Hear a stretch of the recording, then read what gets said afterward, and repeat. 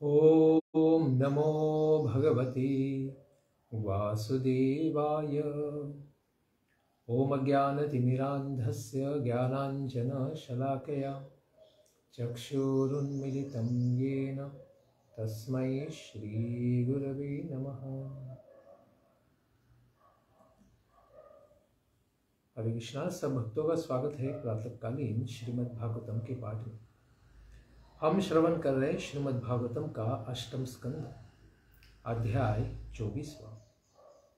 आज हम श्रवण करेंगे कि किस प्रकार से एक मत्स्य संसार में प्रलय के समय में सबको बचा सकता है। भगवान श्री मत्स्य अवतार की कथा।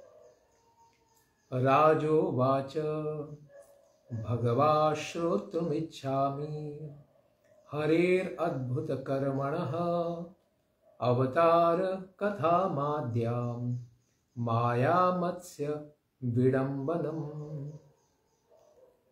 राजा बलि ने कहा,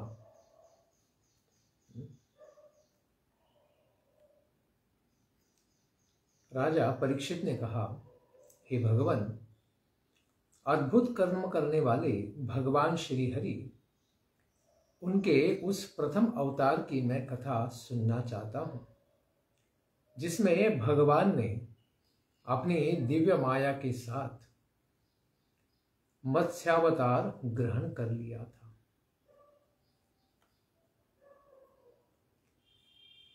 यदर्थमद्धात रूपम मात्स्यं लोक जुगुप्सितं तमः प्रकृति दुर्मर्षम कर्मग्रस्त इवेश्वरः।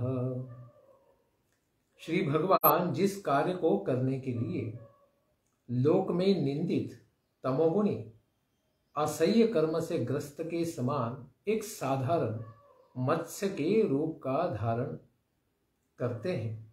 धारण करते हैं, उस प्रयोजन को मैं श्रवण करना चाहता हूं कि भगवान इस संसार में मत्स्य तो बड़ा ही तुच्छ जीव माना जाता है, इस प्रकार की योनि में भी भगवान क्यों रूप धारण करके आते हैं।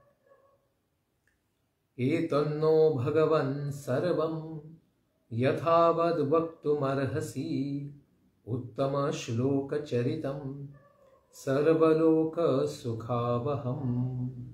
हे भगवान, संपूर्ण लोकों को सुख देने वाले सर्वलोक सुखावहम् उत्तम श्लोक चरितम। ऐसे भगवान के उत्तम चरित्र, जिनके उत्तम श्लोकों के द्वारा गुणगान किए जाते हैं, उनके दिव्य अवतारों की सारी बातें कृपा करके आप हमें बताइए।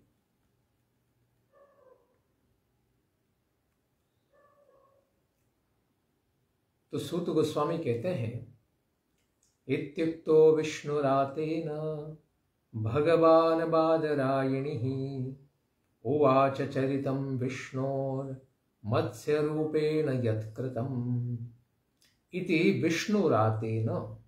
इस प्रकार से जब विष्णुराट यानी परीक्षित महाराज ने भगवान बादरायणी, उन्होंने भगवान शुकदेव गोस्वामी को इस प्रकार से भगवान श्री हरि विष्णु के दिव्य चरित्र का वर्णन करने के लिए जब कहा, तब बड़े कृपावश शुकदेव गोस्वामी ने उसी प्रकार से मत्स्यावतार की लीला का वर्णन किया कि भगवान कब और किस कारण से प्रकट होते हैं।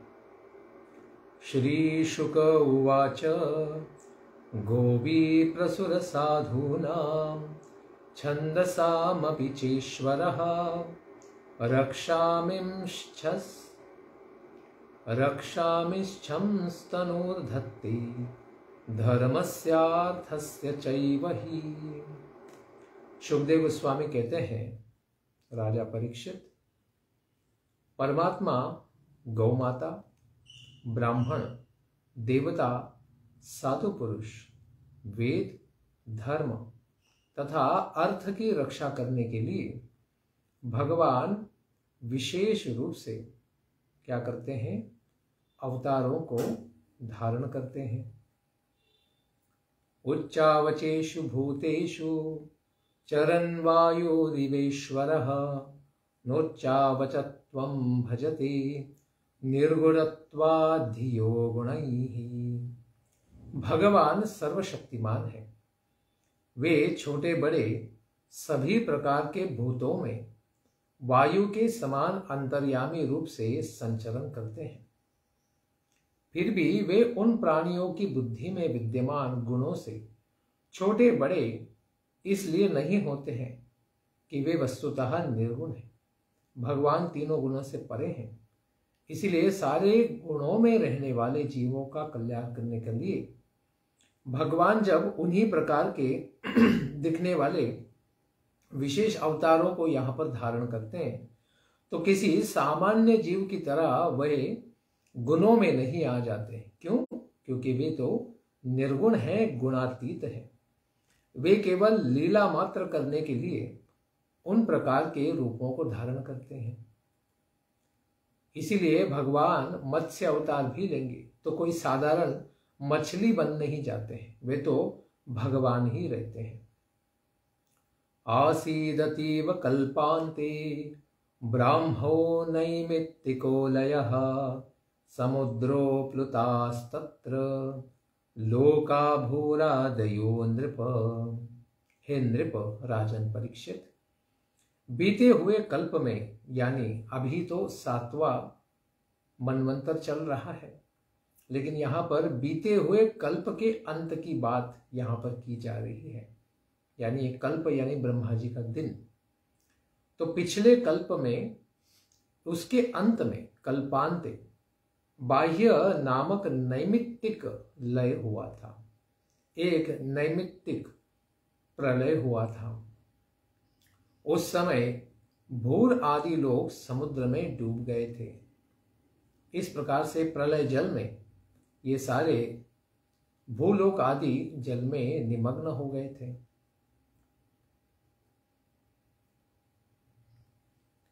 कालेनागत निद्रस्य धातुः शीशीयिब शोरबलिः मुखतो निसृतान् वेदान् हयग्रीवोन्तिके हरत्। प्रलय काल के आ जाने पर सोने की इच्छा करने वाले ब्रह्मा जी, क्योंकि 12 घंटे तक वे जाग चुके थे, तो अभी उनकी रात्रि शुरू हो रही थी, तो सोने की उनकी इच्छा हुई। इस प्रकार सोने की इच्छा रखने वाले ब्रह्मा जी के सो जाने पर वेद, चारों वेद उनके मुख से बाहर निकल आए और ब्रह्मा जी के पास में ही रहने वाले हयग्रीव नामक एक राक्षस ने उन सब वेदों को चुरा लिया। ज्ञात्वा तद्दानवेन्द्रस्य हयग्रीवस्य चेष्टितं दधार शफरी रूपं भगवान हरिरीश्वरः। दानवराज हयग्रीव की उस चेष्टा को देखकर सर्वशक्तिमान भगवान श्री हरि ही, जो सारे वेदों को और धर्म को रक्षण करने वाले हैं, ऐसे भगवान श्री हरि ने तुरंत मत्स्य का रूप धारण कर लिया। तत्र राज ऋषि कश्चन नाम्ना सत्यव्रतो महान नारायण परो तप्य तपः स सलीलाशनः। वहां पर उस समय में कोई सत्यव्रत नामक एक महान राजर्षि तपस्या कर रहे थे। राजा थे, लेकिन ऋषि मुनियों की तरह दिव्य ज्ञान रखने के कारण तपस्या कर रहे थे और वे केवल जल पीकर ही रहते थे और भगवान नारायण के भक्त भी थे। यो सावस्मिन् महाकल्पी तनयः स विवस्वतः श्राद्धदेव इति ख्यातो मनुत्वे हरिनार्पितः। वे सत्यव्रत मुनि ही इस महाकल्प में यानी इस दिन में भगवान श्री विवस्वान यानी अभी के जो सूर्य देवता हैं, इनके पुत्र बने हैं 7वें मनवंतर में और इनका नाम है श्राद्ध देव। इसी नाम से वे विख्यात हुए हैं। और भगवान श्री हरि ने उनको वर्तमान महाकल्प का इसी प्रकार से वैवस्वत मनु बना दिया है, क्योंकि वे विवस्वान के पुत्र होने के कारण उनका नाम वैवस्वत हो गया है।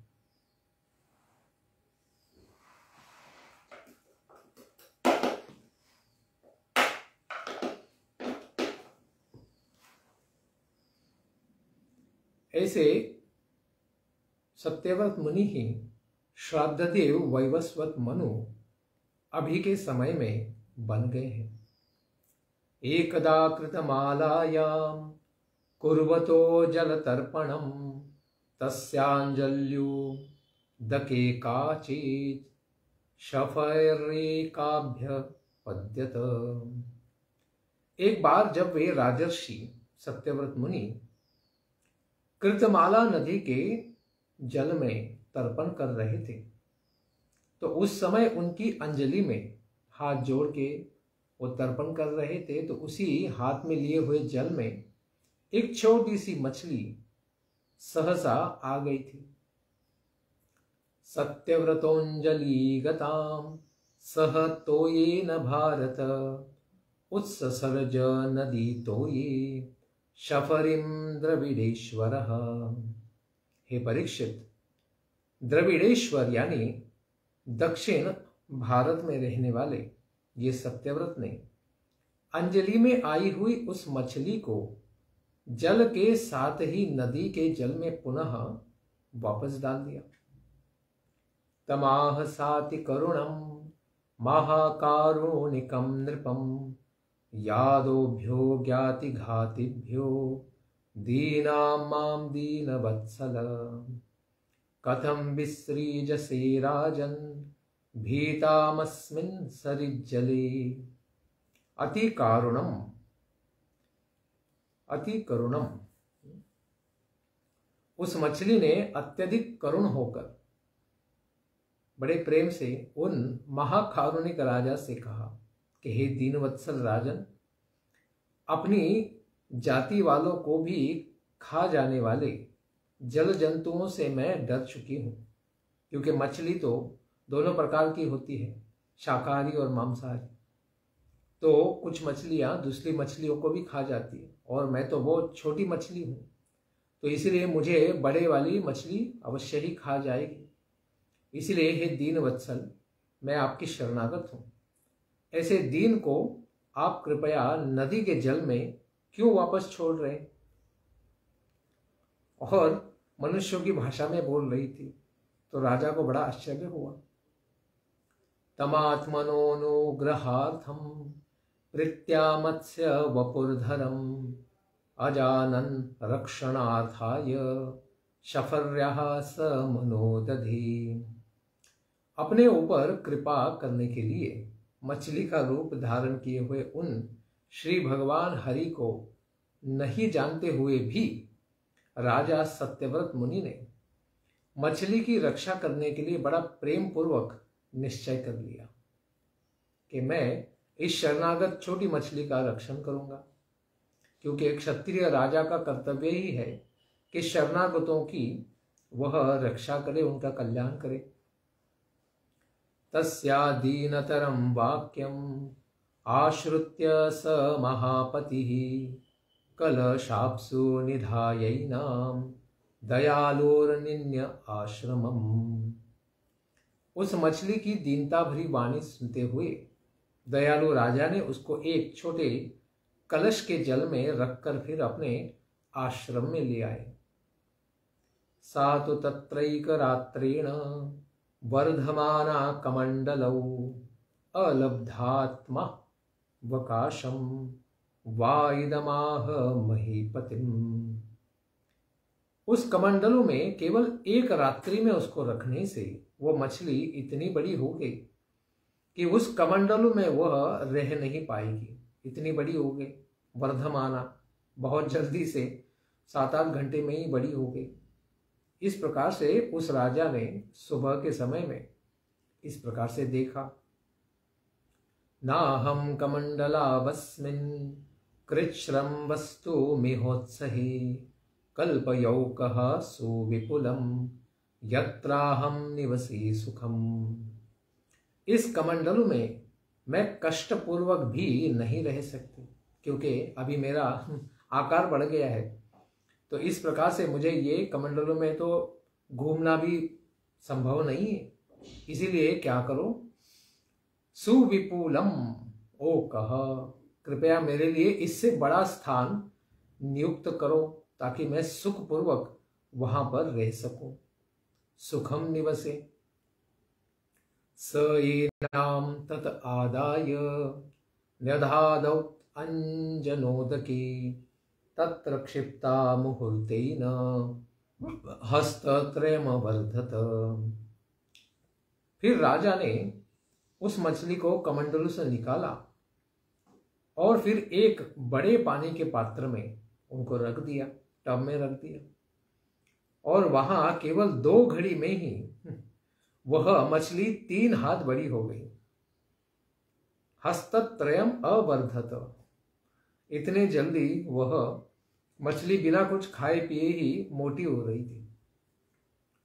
न म एतदलं राजन् सुखम वस्तु मुदंचनम प्रीथु देहि पदम मह्यम यत्वाहम शरणं गता। राजन परीक्षित, यह मेरे सुखपूर्वक रहने के लिए, यहां पर राजन यानी सत्यव्रत राजा से वो कहती है कि यहां पर भी मुझे अभी सुखपूर्वक रहना कठिन हो गया है, क्योंकि मेरा आकार बढ़ गया है। इसलिए इससे भी बड़ा स्थान मेरे लिए आप दे दो, क्योंकि मैं आपके शरणागत हूं। राजा को बड़ा आश्चर्य हुआ, अद्भुत शरणागत जीव है, बिना कुछ खाए पिए ही बड़ा हो जाता है। तत आदाय साराज्ञा क्षिप्ता राजन सरोवरे तदावृत्यात्मना सोयम महामीनोन्वर्धत। राजन, वहां उस मछली को लेकर राजा सत्यव्रत ने एक बड़े सरोवर में उसको जाके छोड़ दिया, और वह फिर उसके बाद इतना बड़ा हो गया कि संपूर्ण सरोवर को ही उसने घेर लिया। नैतन्मे स्वस्तये राजन उदकम सलिलौकसः निदेहि रक्षा योगेन हृदे मम विदासिनी।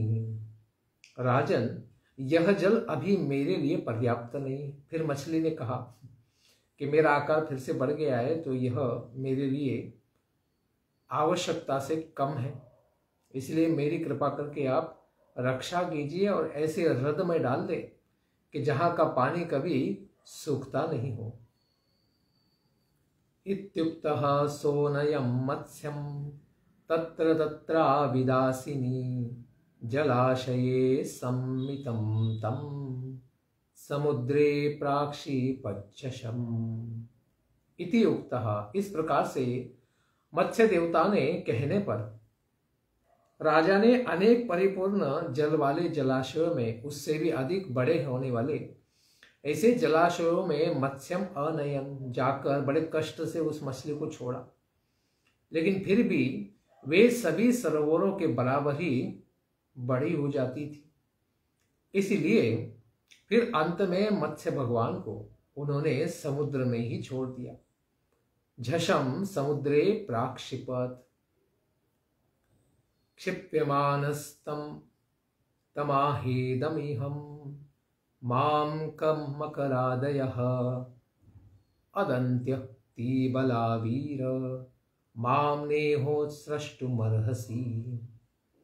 समुद्र में डालते समय मत्स्य भगवान ने कहा कि यहाँ पर अत्यंत बलवान घड़ियाल इत्यादि मुझे खा जाएंगे, अतएव यहाँ मुझे न डालो। तो यहाँ बड़े बड़े घड़ियाल मुझे खा सकते हैं।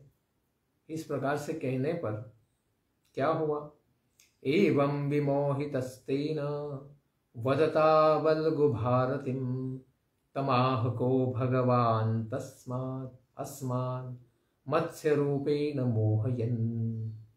इस तरह से अत्यंत मधुर वाणी से बोलने वाले मत्स्य भगवान के द्वारा राजा बड़े मोहित हो गए, और सत्यव्रत मुनि ने कहा कि इस प्रकार मत्स्य रूपेण मोहयन, मत्स्य रूप धारण करके मुझे मोहित करने वाले भवान कह, अरे आप कौन हैं, इस प्रकार से मेरे साथ लीला कर रहे हैं।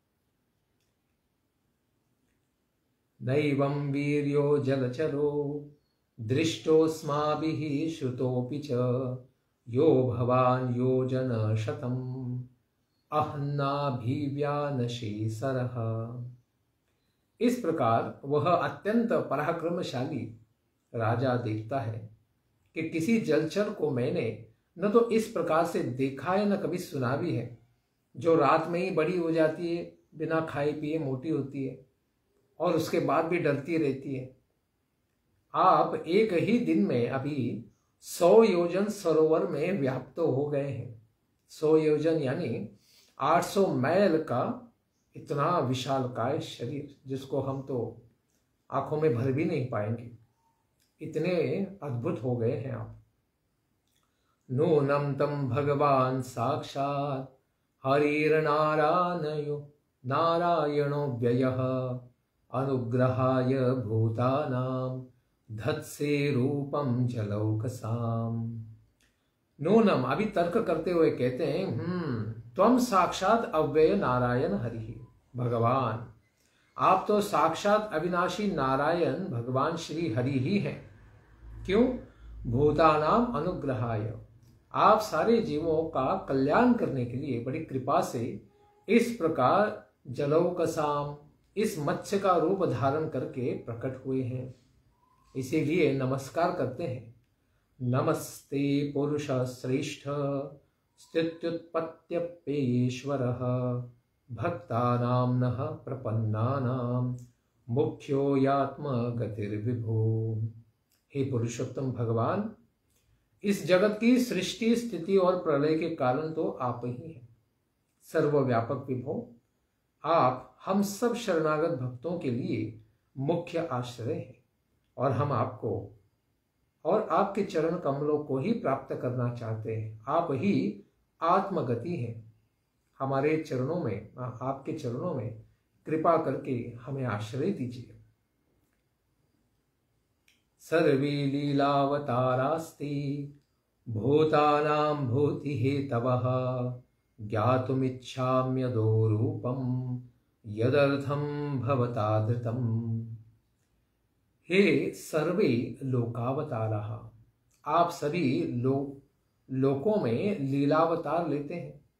इस प्रकार से मत्स्य लीला कर रहे हैं आप केवल जीवों के कल्याण हेतवः, केवल कल्याण करने के लिए अब आए हैं। इस प्रकार से आपने जिस प्रयोजन की सिद्धि के लिए यह विशेष रूप धारण किया है, कृपा करके धृतम ज्ञातुम इच्छामि, मैं उसको आपसे जानने की इच्छा रखता हूं। न ते रविंदाक्ष पदोपसर्पणम मृषा भवेत् सर्वरिदत् प्रियात्मनः यथेतरेषां पृथगात्मनां सतां दीदृशो यत् वपुरद्भुतं हीनः। हे अरविंदाक्ष, कमल नयन भगवान प्रभु, जिस तरह देह आदि अनात्म पदार्थों में, हम तो शरीर नहीं है इसलिए अनात्म पदार्थ है देह, हम तो आत्मा है, लेकिन इन पदार्थों में आत्माभिमान करने वाले, स्वयं को भौतिक शरीर मानने वाले संसारी पुरुषों का आश्रय ग्रहण करना तो व्यर्थ ही होता है। उस तरह से आपके चरणों की शरणागति कभी व्यर्थ नहीं हो सकती है। क्यों? क्योंकि आप जो दिव्य रूप धारण किए हैं वो कोई माया नहीं है, वो तो आपका शाश्वत वपु है और आप स्वयं को कोई भौतिक देह मानते ही नहीं। आप तो केवल लीला में इस प्रकार के आध्यात्मिक विग्रहों को धारण करते हैं, क्योंकि आप सबों के अहेतुकी प्रेमी हैं, परम प्रिय हैं और सबके परमात्मा हैं। आप इस समय जिस दिव्य रूप को धारण करके हमें दर्शन दे रहे हैं वह तो अत्यंत ही अद्भुत है। इसलिए आपके चरणों की, आपको तो चरण भी नहीं है आपने ऐसा दर्शन दिया है मत्स्य अवतार का कि आपके चरण नहीं है, फिर भी हम आपके दिव्य चरणों की शरणागति स्वीकार करते हैं। ऐसी शरणागति से हमारा और सारे संसार का अवश्य ही कल्याण होगा। इस प्रकार कहने पर शुकदेव गोस्वामी कहते हैं, इति ब्रुवाणं नृपतिं जगत्पतिः सत्यव्रतं मत्स्य वपुर्युगक्षये विहर्तु कामः प्रलयार्णवे ब्रवीत् चिकीर्षुरेकांत जन प्रिय प्रियम। शुकदेव गोस्वामी कहते हैं कि परीक्षित, अपने एकांतिक भक्त केवल भगवान के चरणों का ही स्मरण ध्यान करने वाले भक्तों के अत्यंत प्रेमी जगतपति जगन्नाथ भगवान श्री मत्स्यदेव इस प्रकार प्रलयार्णवे, प्रलय के काल में ही, जस प्रलय आने वाला था, समुद्र में विहार करने की इच्छा से इस प्रकार उपयुक्त प्रकार से कहने वाले राजा सत्यव्रत मुनि इनका अत्यंत प्रिय कार्य करने की इच्छा से ही उन्हीं महाराज से कहते हैं। श्री भगवान उवाच सप्तमेऽद्यतना दूर्ध्वं महन्नेतद् अरिन्दमा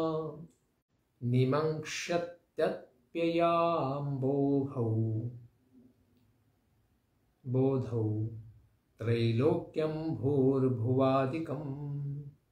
भगवान ने कहा, हे अरिंदम, अपने सारे शत्रुओं का दमन करने वाले, खास करके अपने मन और इंद्रियों को जीतने वाले राजन सत्यव्रत, अद्यतनाथ, आज से ऊर्ध्वम सप्तमे अहनि, 7 दिन के पश्चात यह भूर्भुव तथा स्व, तीनों लोक, त्रिलोकी का संसार जो है वो प्रलयकालीन समुद्र में डूब जाएगा। सारा अंतरिक्ष और धरती भी जलमग्न हो जाएगी। त्रिलोक्याम लीयमानायाम संवर्ताम्भसि वै तदा उपस्थास्यति नौः काचित् विशाला त्वां मयेरिता। तदा वै, उस समय जब इस प्रकार से प्रलय अर्णव समुद्र जल बहुत बढ़ने से प्रलय आ जाएगा तो त्रिलोकी डूबने लगेगी। उस समय मेरे द्वारा प्रेरित एक विशाल नौका तुम्हारे सामने अपने आप ही आ जाएगी। नौकाम नौ त्वाम उपस्थास्यति, तुम्हारा कल्याण करने के लिए तुम्हारे ही सामने अनायास ही वह नौका आ जाएगी। तो तुम क्या करना, त्वं तावदौषधि सर्वा बीजान्युच्चावचानि च सप्तर्षिभिः परिवृतः सर्वसत्त्वोपबृंहीतः आरुह्य बृहतिं नावं विचरिष्यस्य विक्लवः एकार्णवे निरालोके ऋषीणामेव वर्चसा। उस समय तुम क्या करना, सर्वा औषधि, सारे संसार की औषधियां और उनके बीज, छोटे बड़े जो भी बीज हैं उनको, और सप्तर्षियों के साथ, सारे ब्राह्मणों के द्विजों के साथ, सभी प्राणियों के सूक्ष्म शरीर को लेकर उस विशाल नाव पर चढ़कर प्रकाश रहित एकार्णव, पूरा अंधकार संसार में हो जाएगा। इस प्रकार से वहां पर उस नाव में तुम चढ़ जाना। और फिर वहां प्रकाश कैसे बनेगा, तो कहते हैं कि ऋषिनाम एव वर्चसा विचरिष्यसि, वहां ऋषियों के ही तेज के सहारे बिना किसी विकलता के विचरण करोगे। उन दिव्य ऋषियों से निकलने वाले तेज के द्वारा तुम्हें अंधेरा तुम चीर पाओगे, यानी तुम्हें उस नाव में उजाला दिखेगा और सारे जीवों का भी कल्याण किया जा सकेगा। दोधूयमानां तां नावं समीरेण बलीयसा उपस्थितस्य मे शृंगी निबदनीहि महाहिना। प्रचंड आंधी भी उस समय में आएगी और वहां जल में बहुत बड़े बड़े क्या आएंगे, तूफान उफान आएंगे। उसके कारण जब नाव डगमगाने लगेगी तब मैं इस दिव्य रूप में वहां पर आ जाऊंगा और तुम लोग फिर वासुकी नाग के द्वारा मेरे सींग में उस बड़ी नाव को बांध देना। फिर मैं तुम लोगों का कल्याण करता रहूंगा। अहम त्वाम ऋषिभिः साकं सह नावम उदन्वति विकर्षन् विचरिष्यामि यावद ब्राह्मी निशा प्रभु। हे प्रभु राजन, मैं ऋषियों के साथ तुमको नाव के साथ ही उस सागर में खींचते हुए जब तक ब्रह्मा जी की पूरी रात यानी 1000 दिव्य युग, इतना भयानक लंबा समय, इतनी बड़ी रात होने पर भी मैं उस नाव को खींचता रहूंगा और तुम लोगों को बचाता रहूंगा। मदियम महिमानं च परम ब्रह्मेति शब्दितं वेत्स्यस्य अनुगृहीतं मे संप्रश्नैर्विवृतं हृदि। परम ब्रह्म शब्द कही जाने वाली मेरी महिमा, वह दिव्य ज्ञान वेद तब तुम जान पाओगे जब मैं मेरे द्वारा अनुग्रहित तुम सब ऋषिगणों के साथ जब मुझे शास्त्रार्थ करोगे, संप्रश्न ही और अत्यंत उक्त प्रश्न मुझसे करोगे, तब उस नाव को ढोते समय ही मैं उन सब प्रश्नों की व्याख्या करूंगा। विवृतम, बड़े विस्तार से तुम्हें ज्ञान दूंगा। हृदि वेत्स्यसि, उस समय तुम मेरी महिमा को अपने हृदय में प्रकट हुई जान लोगे। और पूरी रात हम क्या करेंगे? हम भागवत कथा करेंगे। इस प्रकार से तुम्हें बड़ा आनंद आएगा, मुझे भी आनंद आएगा और सारे ऋषियों को भी सारे प्रश्नों के उत्तर प्राप्त हो जाएंगे। इस प्रकार से रात्रि का समय बड़े आनंद से बीतेगा। रात्रि का जागरण अच्छा होगा। कितनी बड़ी रात? 1000 दिव्य युगों की रात। इत्थमादिश्य राजानम हरिरंतरधीयत सोन्वैक्षत तम कालम यम ऋषिकेश आदिशत। राजा सत्यव्रत को इस प्रकार से आदेश देकर भगवान श्री हरि जो अभी मत्स्य अवतार रूप धारण किए थे वहां से अंतर्धान हो गए, वहां से चले गए। उस प्रकार राजा फिर उस समय का प्रतीक्षा करने लगा, क्योंकि भगवान ने कहा था 7 दिन 7 रात के पश्चात प्रलय जल बढ़ेगा।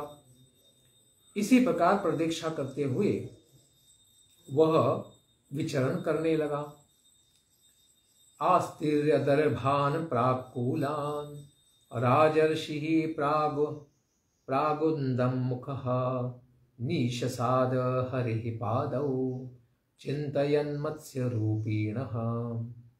राजर्षि सत्यव्रत पूर्वाभिमुख कोशों को बिछाकर, कुशाघास की चटाई को बिछाकर उन्हीं के ऊपर बैठ गए।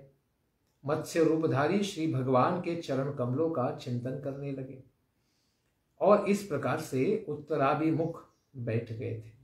कुशाघास की चटाई के जो नुकीले भाग होते हैं उनको पूर्व में रखा गया था और वे उत्तर की दिशा की ओर मुख करते हुए भगवान का चिंतन कर रहे थे। इसी प्रकार से 7 दिन बीत चुके थे। तब क्या हुआ? ततः समुद्र उद्वेलः सर्वतः प्लावयन् महिं वर्धमानो महामेघैः वर्षद्भिः समदृश्यत। उसके बाद वर्षा करते हुए भयानक महामेघों के द्वारा बढ़ा हुआ समुद्र अपने तट को धीरे से पार करते हुए पूर्ण रूप से पृथ्वी को डुबाते हुए दिखाई देने लगा। ध्यायन् भगवदादेशं ददृशे नावमागतां तामारुरोह विप्रेन्द्रैर् आदायैषोधिविरोधः। भगवदादेशम ध्यायन्, श्री भगवान मत्स्यदेव के आदेश का ध्यान करते हुए राजा सत्यव्रत ने देखा कि नाव भी आ गई है और उन्होंने पहले से ही औषधियों के सारे बीजों को और दूसरे भी बीजों को स्वयं के पास संग्रहित कर लिया था उन्हीं के साथ सप्तऋषियों के साथ उन्होंने उस मत्स्य अवतार के द्वारा भेजी हुई दिव्य नाव के ऊपर वे सब लोग चढ़ गए। तमोचोर मुनयः प्रीता राजन् ध्यायस्व केशवं स वै नः संकटादस्मात् विताशं विधास्यति। प्रसन्न हुए ऐसे सप्तर्षियों ने राजा से कहा, राजन, आप भगवान केशव का ध्यान करें।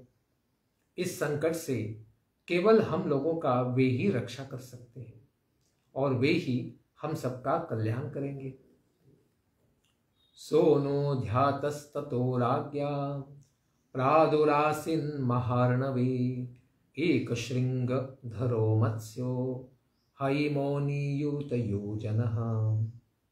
उसके पश्चात राजा के द्वारा ध्यान किए जाने पर 10 लाख योजन विस्तृत अत्यंत अद्भुत ऐसे सोने के शरीर वाले भगवान मत्स्य वहां पर उस महाप्रलयकाली जल में समुद्र के अंदर प्रकट हो गए। उनका एक बहुत बड़ा श्रृंग भी था। निबध्य नावम तत्श्रृंगी यथोक्तो हरिणा पुरा वरत्रीणा हिना तुष्टाव मधुसूदनम। जैसा भगवान श्री हरि पहले आदेश दे चुके थे, उसी के अनुसार वहां पर महाराज ने सर्प रूपी जो वासुकी देव है, वासुकी को लाकर उनको प्रार्थना करके प्रकट किया। उन्हीं की रस्सी बनाकर भगवान के उस दिव्य सींग में नौका को बांध दिया। उसके पश्चात राजा सत्यव्रत ने भगवान श्री मधुसूदन ऐसे सुंदर मत्स्यदेव की स्तुति करना प्रारंभ किया। राजा कहते हैं, अनाद्य विद्योपहातस्म संविदस् तन्मूल संसार परिश्रमातुरः यदृच्छये होपसृतायमाप्नुयुर् विमुक्तिदो नः परमो गुरुर्भवान्। राजा सत्यवत कहते हैं कि हे प्रभु, संसारी जीवों का आत्मज्ञान अनादि विद्या अज्ञान के कारण ढक गया है। इसी के कारण हम सब संसार के अनेक क्लेशों को प्राप्त करते हैं और बड़ा पीड़ित हो जाते हैं। परिश्रमातुरः, बड़े परिश्रम से दुखी हो जाते हैं। लेकिन आप यदृच्छया, आप अपने अनुग्रह से अनायास ही आपके चरणों की शरणागति लेने वाले ऐसे जीवों को हमेशा ही कल्याण करते रहते हैं। इसीलिए अभी बड़ी कृपा से आपके दर्शन प्राप्त हुए हैं। अतएव हमें संसार के बंधन से छुड़ाकर मुक्ति प्रदान करने वाले विमुक्तिदः ऐसे भगवान आप ही हमारे गुरु भगवान परमः, आप हमारे परम गुरु हैं। ऐसे गुरुवर के चरणों में हम प्रणाम करते हैं।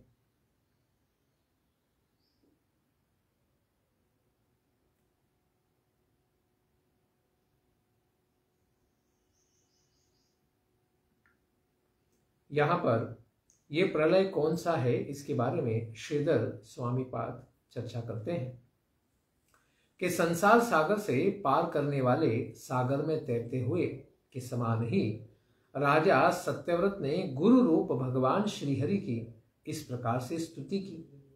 यहाँ पर विचारणीय विषय यह है कि क्या यह दैनंदिन प्रलय है जो ब्रह्मा जी के रात के समय में होता है।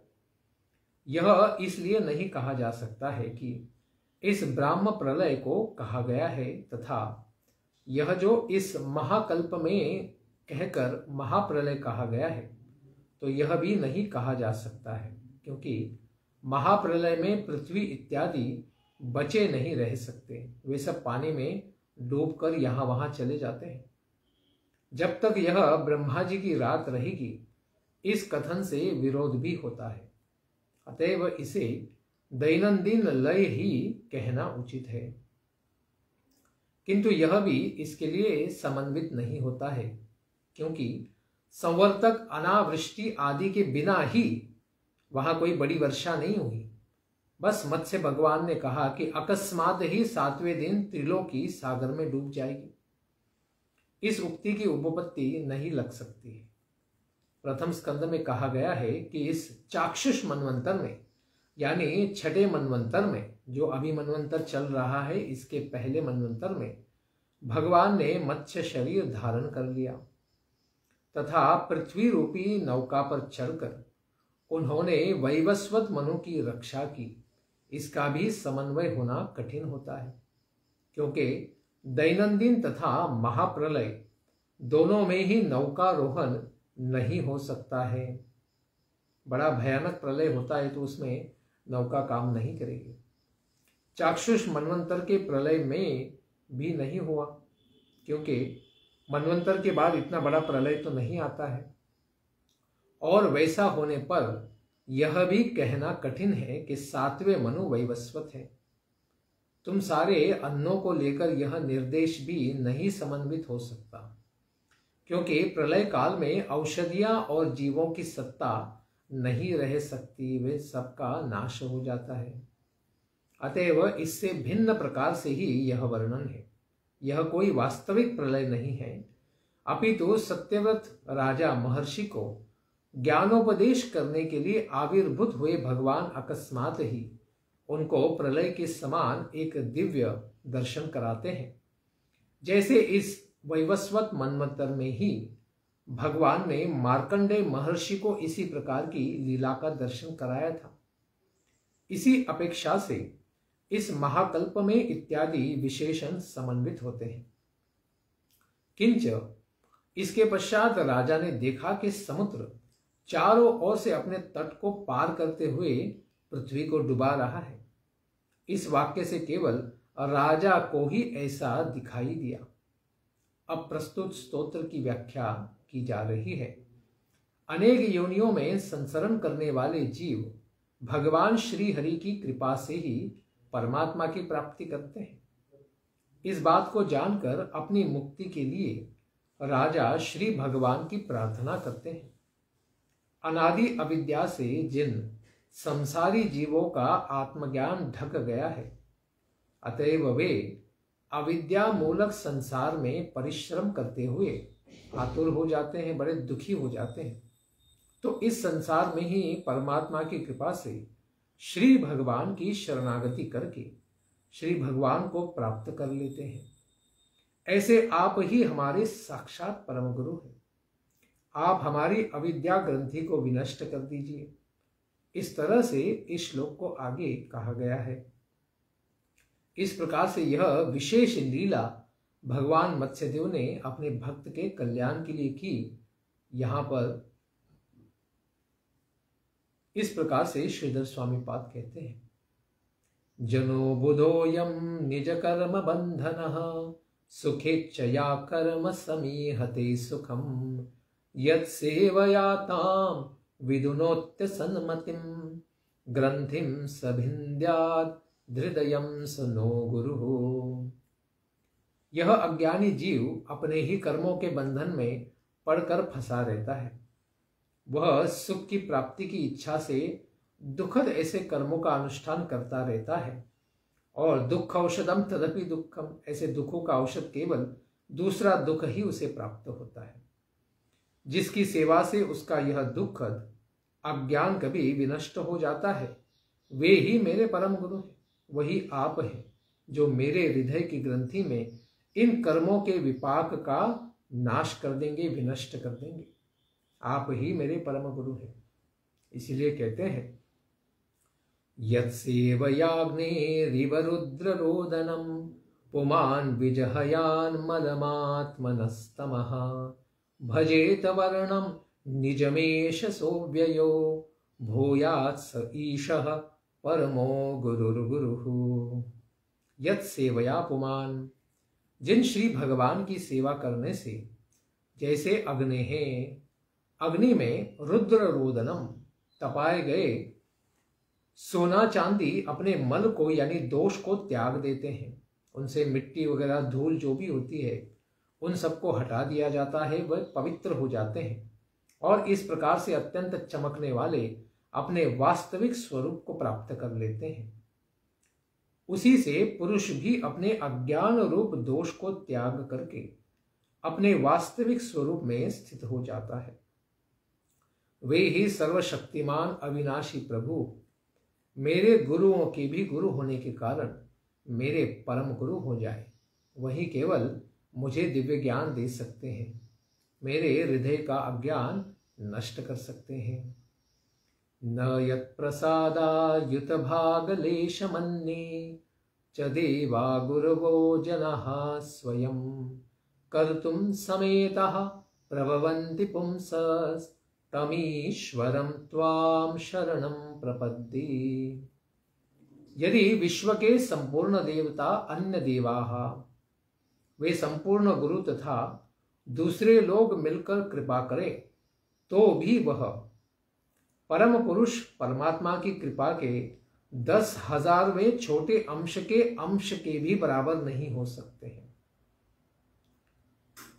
इस प्रकार से सारे संसार की कृपा ब्रह्मा जी की हो या शिव जी की हो, सबकी कृपा एक साथ मिला दे 33 करोड़ देवताओं की, तब भी हमारा उतना कल्याण नहीं हो सकता जितना कल्याण आप कर सकते हैं। हे प्रभु, क्योंकि आप तमीश्वरम, आप सर्वशक्तिमान हैं, त्वाम शरणम प्रपद्ये, इसीलिए केवल आपकी ही शरण हम स्वीकार करते हैं। अचक्षुरन्धस्य यथा ग्रणिः कृतस् तथा जनस्या विदुषो बुधो गुरुः त्वमर्कदृक् सर्वदृशां समीक्षणो वृतो गुरुर्नः स्वगतिं बुभुत्सताम्। यथा जिस तरह अंधस्य, कोई अंधा किसी अंधे को ही अपना अगर पथ प्रदर्शक या शिक्षा गुरु या दीक्षा गुरु बना ले, वैसे ही संसार के अज्ञानी जीव किसी और अज्ञानी को ही अपना गुरु बना लेते हैं और उनका कोई कल्याण नहीं होगा। ऐसे अविदुषाः, दिव्य ज्ञान न रखने वाले गुरुओं को आज हजारों लाखों लोग ऐसे ढोंगी लोगों को गुरु बना रहे हैं और स्वयं का भी नाश करके लेते हैं। लेकिन आप तो सूर्य के समान स्वयं प्रकाशित हैं और समस्त इंद्रियों को दिव्य प्रेरणा देने वाले हैं, खास करके हृदय ग्रंथि को काटने वाले हैं। ऐसे अर्कदृक् सर्वदिशाम समीक्षणः स्वगतिं बुभुत्सताम नः गुरुव्रतः। आप तो आत्म तत्व के जिज्ञासु हम सब जीवों का कल्याण करने वाले हैं, इसलिए नः गुरु हो, आप ही हमारे गुरु हैं। जनो जनस्यादिशते सतिं मतिं यया प्रपद्येद दुरुत्ययं तमः त्वव्ययं ज्ञानममोघमञ्जसा प्रपद्यते येन जनो निजं पदम्। अज्ञानी मनुष्य अज्ञानियों को अज्ञान का ही उपदेश करते हैं। क्या करते हैं? वे केवल तमः प्रपद्येत, अपने हृदय में उनके अज्ञान भराए और अज्ञानी लोगों के हृदय में और अज्ञान भरते रहते हैं। जैसे कुछ मूर्ख लोग हैं, वे कहते हैं एक ही मंत्र में अगर राम और कृष्ण दोनों का नाम लिया जाए तो ऐसा जाप करने वाले लोग नरक में जाते हैं। तो इस प्रकार के आसुरिक विचार रखने वाले लोग आज हजारों शिष्य बना के बैठे हैं। और ऐसे राक्षसी लोग हैं। कुछ लोग अपनी कथाओं में रावण का गुणगान करते हैं। तो ऐसे आसुरिक तत्वों को लोग आज गुरु बना रहे हैं, उनका सर्वनाश निश्चित है। इस प्रकार इस अघोरी उपदेश के द्वारा संसार रूप घोर अंधकार दूर तो होगा ही नहीं, वह तो अधिकाधिक रूप से विस्तार उसका होगा। लेकिन हे प्रभु, आप तो इस अविनाशी और अमोघ ज्ञान का उपदेश करने वाले हैं, जिससे अनायास ही अपने वास्तविक स्वरूप को जीव प्राप्त कर सकता है। इसलिए हे प्रभु, आप ही हमारे गुरु हैं। त्वं सर्वलोकस्य सुहृत्प्रियेश्वरो यात्मा गुरुर्ज्ञानमभीष्ट सिद्धिः तथापि लोको न भवन्तमन्ध धीर्जानाति संतं हृदि बद्ध कामः। त्वम, हे प्रभु, आप ही सर्वलोकस्य सुहृत प्रियेश्वर आत्मा, आप ही संसार के सारे जीवों के सुहृद मित्र हैं। हृदय में सबसे बड़े मित्र आप ही हैं, क्योंकि आप हृदय में ही परमात्मा रूप से विराजमान हैं। आप ही ईश्वर हैं, आप ही परमात्मा हैं, आप ही गुरु हैं। उसके द्वारा दिव्य ज्ञान प्राप्त होने वाले सारे जीवों का कल्याण आप ही कर सकते हैं, क्योंकि आपके ज्ञान के द्वारा ही जीव सारे अभिष्ट सिद्धियों को यानी अपने स्वयं के स्वरूप को जान सकते हैं। फिर भी कामनाओं के बंधन में जकड़े हुए लोग अंधे हो गए हैं, क्योंकि उनके हृदय में भौतिक कामनाएं होने के कारण उन्हें कोई आध्यात्मिक वस्तु का दर्शन नहीं होता है। इसीलिए अपने हृदय में ही निवास करने वाले वे आप भगवान श्री हरि परमात्मा को नहीं जान पाते हैं। त्वं त्वामहं देववरं वरेण्यं प्रपद्य ईशं प्रतिबोधनाय चिन्त्यर्थदीपैर्भगवन् वचोभिर्ग्रन्थिन् हृदयान् विवृणु स्वमोकः। देववरं वरेण्यम ईशं त्वामहं प्रतिबोधनाय प्रपद्ये। देवताओं में आप सर्वश्रेष्ठ हैं तथा पूजनीय संपूर्ण जगत के आप नियंत्रक हैं। आपकी मैं ज्ञान की प्राप्ति के लिए ही शरणागति स्वीकार करता हूं। आप अपने परमार्थ को प्रकाशित करने वाली दिव्य वाणी के द्वारा दीपैहि वचोभिहि इस अज्ञान रूपी अंधकार को हमारे हृदय ग्रंथि से निकाल दीजिए, काट दीजिए और अपने स्वरूप को ही केवल प्रकाशित कीजिए। आपके दिव्य धाम को हमारे हृदय में आप दर्शित कराइए हे प्रभु। तो सुखदेव गोस्वामी कहते हैं, इत्युक्तवन्तं नृपतिं भगवानादि पुरुषः मत्स्य रूपिं महाम्बोधौ विहरंस्तत्वमब्रवीत् इति उक्तवन्तम। इस प्रकार से कहने वाले राजा को मत्स्य रूप धारण करते हुए भगवान श्री हरि वासुदेव महासागर में विहार करते हुए ही सारे प्रश्नों का तत्वोपदेश करने लगे। जो जो प्रश्न वहां सत्यव्रत मुनि और सप्तर्षियों ने रखे, उन सब के उत्तर भगवान मत्स्यदेव ने दिए। पुराण संहिताम दिव्याम सांख्य योग क्रियावतिम सत्य व्रतस्य राजर्षिर आत्मगुह्यमशेषतः। राजर्षि सत्यव्रत को अपने दिव्य स्वरूप के रहस्य के बारे में वर्णन करते हुए ज्ञान, भक्ति, वैराग्य, कर्म, योग सबके बारे में परिपूर्ण दिव्य ज्ञान भगवान ने दिया, और यही संसार में संहिता के रूप में यानी मत्स्य पुराण के रूप में बड़ा प्रसिद्ध हुआ है। अश्रौशिषि दृशिभिः साकम् आत्मतत्त्वम् असंशयम् नाव्यासीनो भगवता प्रोक्तम ब्रह्म सनातनम। राजा सत्यव्रत नाव में बैठे हुए ऋषियों के साथ बड़े संशय रहित होकर, किसी भी भय से मुक्त होकर श्री भगवान के द्वारा उपदिष्ट सनातन ब्रह्म ज्ञान आत्म तत्व का श्रवण करते हैं। अतति प्रलयापाय उत्थिताय सवेधसे हत्वा सुरम हयग्रीवम वेदान प्रत्याहरद हरि। जब पिछले प्रलय का अंत हो गया और ब्रह्मा जी जग गए, यानी उस प्रलय की रात्रि की इस लीला की समाप्ति हो गई, तो ब्रह्मा जी सुबह जाग गए 12 घंटे की नींद के बाद। श्री भगवान हयग्रीव नामक उस असुर को बाध देते हैं, उसका वध कर देते हैं, हयग्रीवम हत्वा, और फिर वेदान प्रत्याहरत, उन वेदों को जो हयग्रीव राक्षस ने चोरी कर लिया था ब्रह्मा जी से, भगवान मत्स्यदेव ने उन सबको वापस पा लिया और फिर ब्रह्मा जी को वे दे देंगे।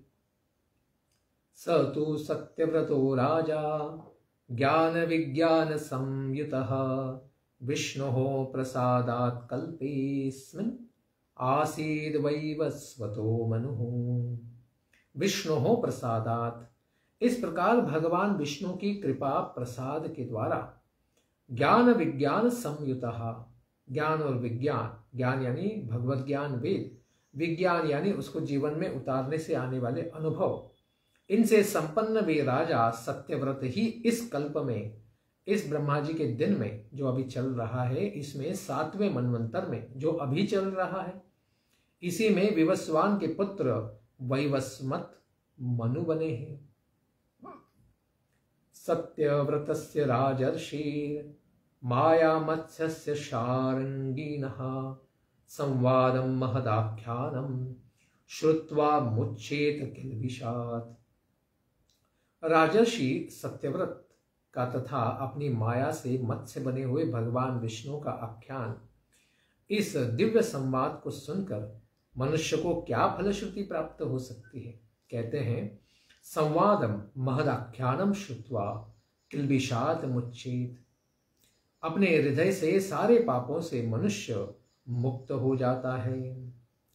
अवतारो हरेर्योयम कीर्तयेदन् वहम नरः संकल्पास्तस्य सिद्ध्यन्ति स याति परमां गतिम्। जो मनुष्य प्रतिदिन भगवान श्री हरि के इन दिव्य अवतारों के कथाओं को, लीलाओं को श्रवण करता है, कीर्तयेत कीर्तन करता है, उसके संपूर्ण आध्यात्मिक संकल्पः सिद्ध्यन्ति, उन सब इच्छाओं की सिद्धि हो जाती है।